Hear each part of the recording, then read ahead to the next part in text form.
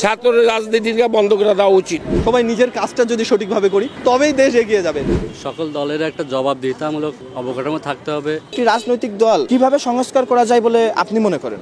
রাজনৈতিক দলকে প্রথমত দেখতে হবে যে দলভুক্ত যেই রাজনৈতিক স্টুডেন্টরা, যেরকম ছাত্রলীগ আছে, যুবলীগ আছে, স্বেচ্ছাসেবক লীগ আছে, ছাত্রের রাজনীতিটা বন্ধ করে দেওয়া উচিত।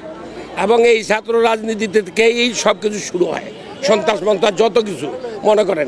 এই যে কয়েকদিন আগে টিভিতে দেখলাম হাজার হাজার হেলমেট, হাজার হাজার ওই তলোয়ার, হাজার হাজার এই কুড়াল বের হয়েছে। এটা কেন কলেজে থাকবে?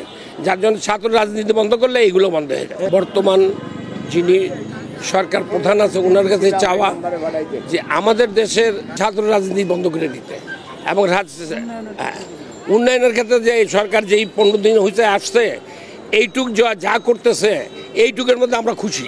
আগামীতে ওনারা আরও ভালো করবে আশা করি, এবং আমরা আরও চাই যে এইরকম আমাদের দেশে এরকম ভালো সরকার আসুক।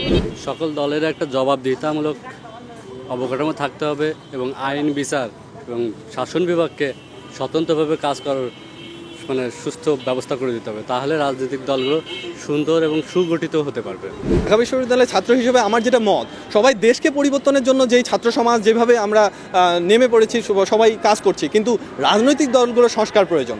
কারণ রাজনৈতিক দলগুলোকে যদি সঠিকভাবে আমরা সংস্কার করতে না পারি, তাহলে আবার আমরা 3 মাস 6 মাস বা 1 বছর পরে যেভাবেই নির্বাচন দেই না কেন, ঘুরে ফিরে সেই মানুষগুলোই রিব্যাক করবে, আবার রাজনীতির মন্দারে নেই। আমরা যেই অবস্থার ফেস করছি সেই অবস্থায় আবার রিটার্ন চলে যাব। আমি একজন ছাত্র হিসেবে মনে করি যে দলগুলোকে পরিবর্তন করা দরকার। আসলে দলগুলোর যে চিন্তা চেতনা, আমরা যেভাবেই 6 মাস 1 বছর যেভাবেই যেই সময়ে নির্বাচন দিই, ঘুরে ফিরে একই অবস্থায় দাঁড়াবে। অতএব দলগুলোকে নিয়ে আমাদের বসা দরকার। সবাই সবার জায়গা থেকে যদি নির্দিষ্ট দ্রব্যমূল্যের দাম ঠিক রাখি, সবাই নিজের কাজটা যদি সঠিকভাবে করি, তবেই দেশ এগিয়ে যাবে। অতএব আমাদের থিঙ্কিংয়ে চেঞ্জ আনতে হবে, পরিবর্তন আনতে হবে আমাদের সবার অবস্থান থেকে। আমি রিক্সাওয়ালা, আমি রিক্সায় আমার ভাড়া লিমিটেড ভাড়া নিব। আমি সবজি বিক্রেতা, আমি আমার যেই দাম সেই দাম নিব।